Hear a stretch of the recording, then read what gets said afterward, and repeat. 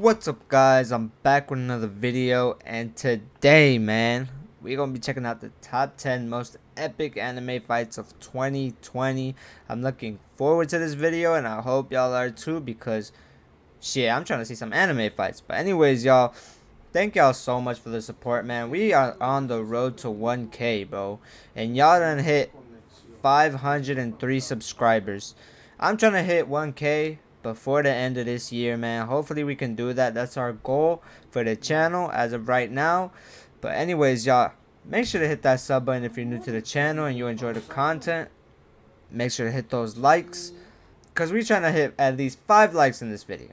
Let's get 5 likes. And also, don't forget to turn on the notifications so y'all can get notified whenever I drop a video, man. But anyways, I love y'all. Y'all know that y'all mean a lot to me, and y'all know that this YouTube stuff means so much to me. So don't forget to like, share, subscribe if you're new.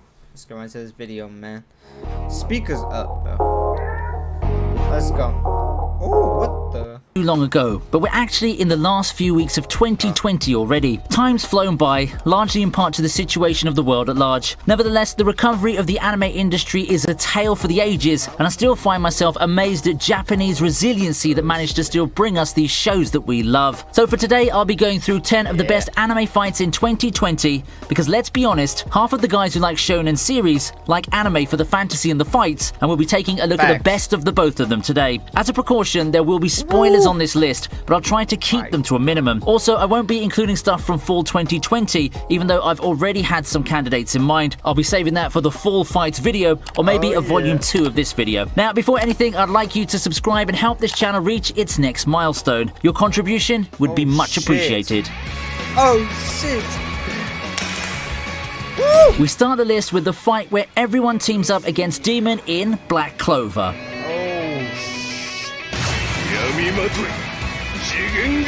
I haven't got to this though. It's been a while, but I legitimately think the Black... Bro, it just sounds good. I already know I'm gonna be hyped when I see this shit right here. No cap.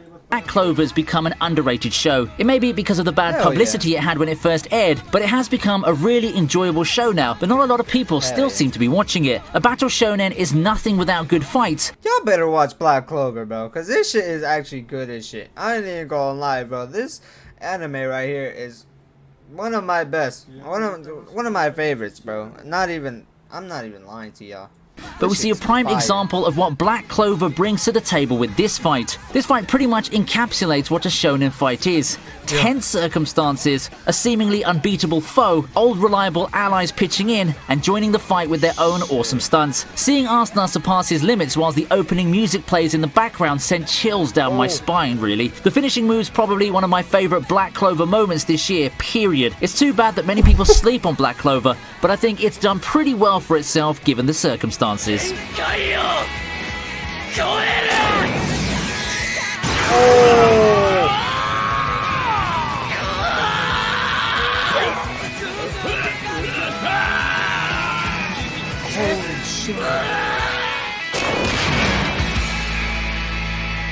that's how this sick. Coming up next is a fight from Gleipner. Shuichi and Claire versus Hikawa.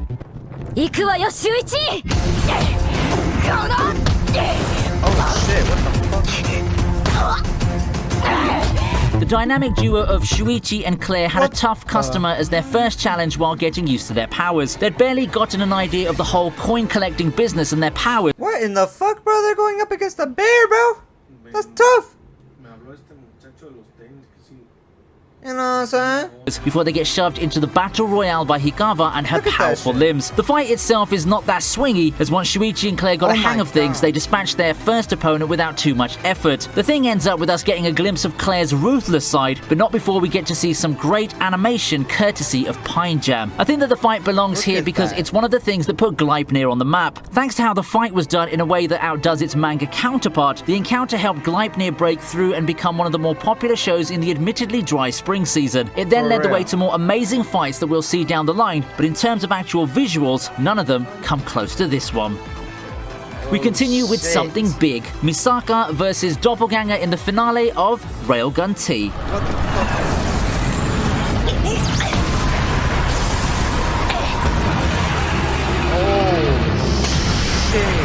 Now, I know that this isn't the fight that I talked about the last time I featured Railgun Tea, but while that battle between side characters has all the makings of a grand fight, I think it just lacked a bit of oomph in terms of spectacle and scale compared to what we have as an ending to Railgun Tea. Where else could you see a giant Godzilla in anime and a showcase of how badass Misaka really is? I mean, before this, you'd probably think how she's one of the weaker level 5s thanks to how normal she seemed amongst the gallery of sociopaths or downright insane people. It makes you forget that Misaka is actually the 3rd ranked among them. Well, look no further than this fight that caps off Railgun Tea's storied run, which sees her face off against a seemingly unbeatable foe with near-perfect adaptability. The run-in by the rest of Scavenger as uneasy allies also brought me joy when I first watched this finale. Now, I hope that this convinced you to give Railgun Tea a shot, especially if you enjoyed the previous seasons. For an anime on its 3rd season, it hasn't lost its edge ever since the series started a decade ago. Oh!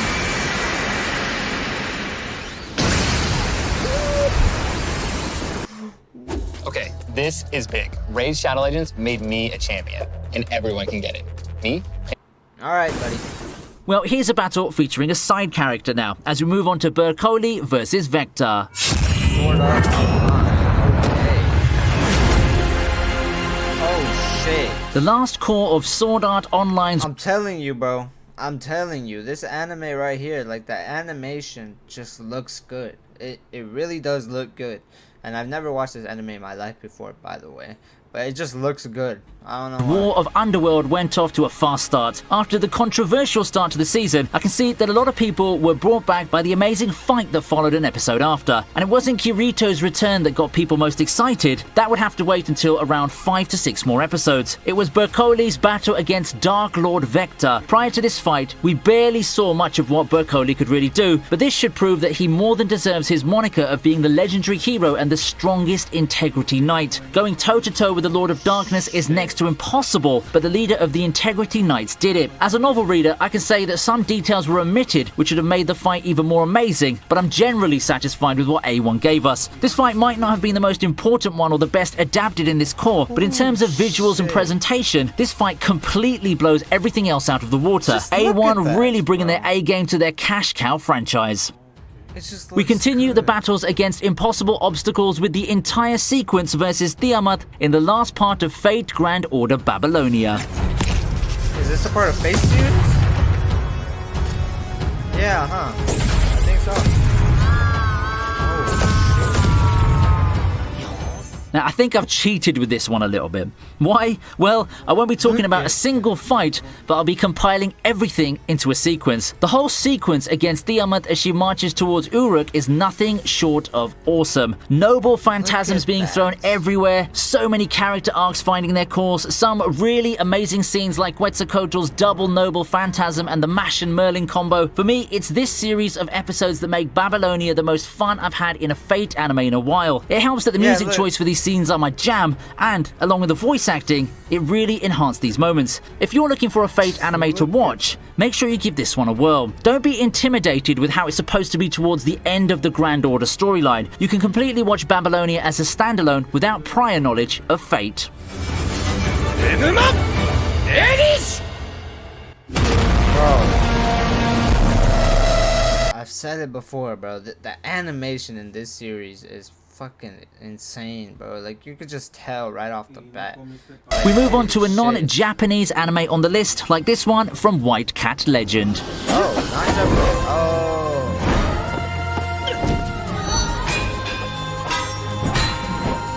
Non-Japanese, huh? If you've been following, I recently featured this fight a few lists back, and looking at the stuff that I've watched this year, I can proudly say that I made the right call. Looking at the year as a whole, this final fight still holds up really well. Like, you could watch it without context and still be entertained. That's not to say that the fight has no emotional weight behind it though, but this one I'm pretty sure most people like for its choreography and just how complicated each sequence is. It's a complete chore to animate, yes, but thanks to the amazing team who brought us this series, we got something so aesthetically pleasing. We don't have grand attacks like noble phantasms that take up 80% of the screen in explosions, but as some say, less is more and simple is better. That's sick. What the fuck?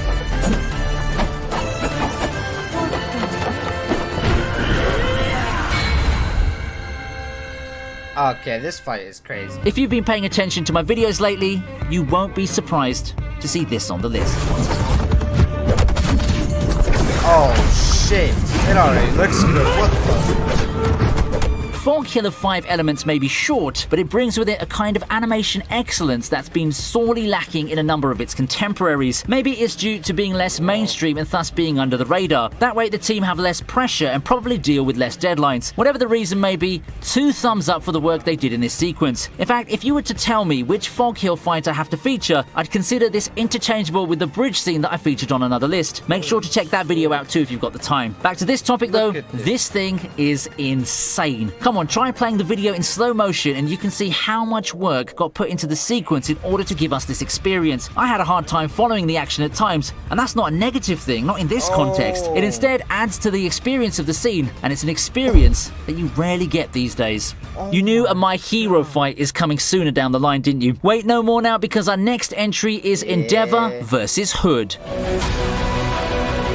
Hell yeah.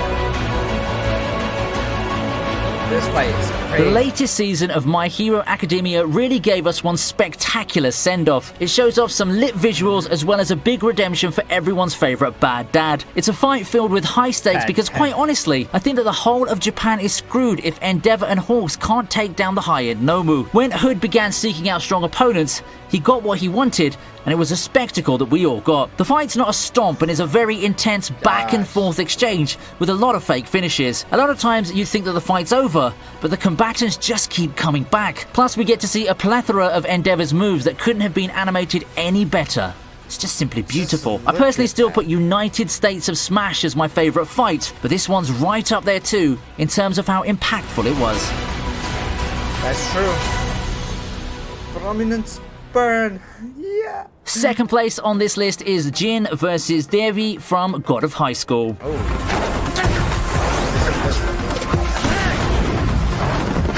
Oh, I thought he smashed it. God of High School entered with a bang, but unfortunately it can't carry that momentum to the end. When critics called God of High School an anime that's just full of fights, it makes you think that the fight should at least live up to the hype. Now, for the most part, I think the fights more than pull their weight and still make God of High School an exciting watch. At the forefront of many fights is Jin versus Devi. It's a tough decision for me, but I give this fight the nod because of the sheer hype and stakes it has going for it. We just saw Devi demolish his previous opponent, and we finally learned why he seems so hell-bent on winning. In the hopes of saving his friend, Devi had taken on a much more sadistic turn at fighting, and this new fighting style surely gave Jin a run for his money. The actual fight has to be seen to be believed, as we got a brilliant barrage of attacks that showcase both fighters' intensities and will to win. The best part about it is that it ends with the classic happy ending for everyone, with bonds forged through fire and a renewed will to face tomorrow.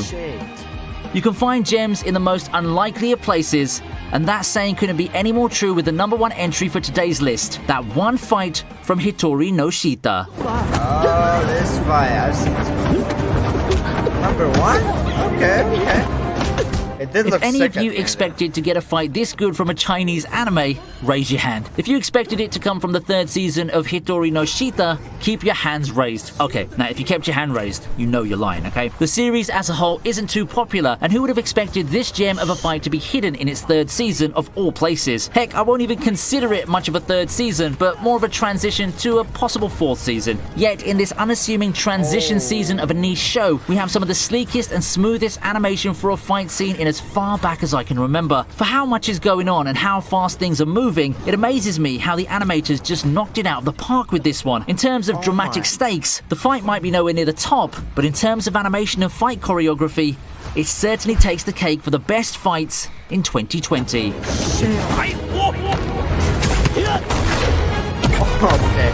that's sick. Look at that.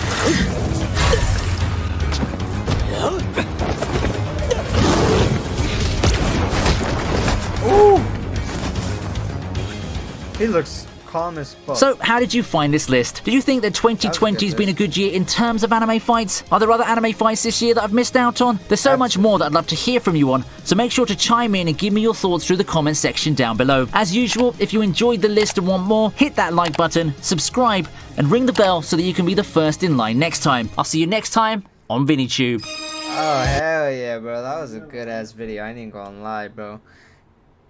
Honestly, tell me know what y'all thought in the comments down below. But anyways, y'all, that was top 10 most epic anime fights of 2020. Thank y'all so much for watching this video, man. I appreciate y'all. Y'all know this means so damn much to me. So if y'all want to, hit that sub button if you're new.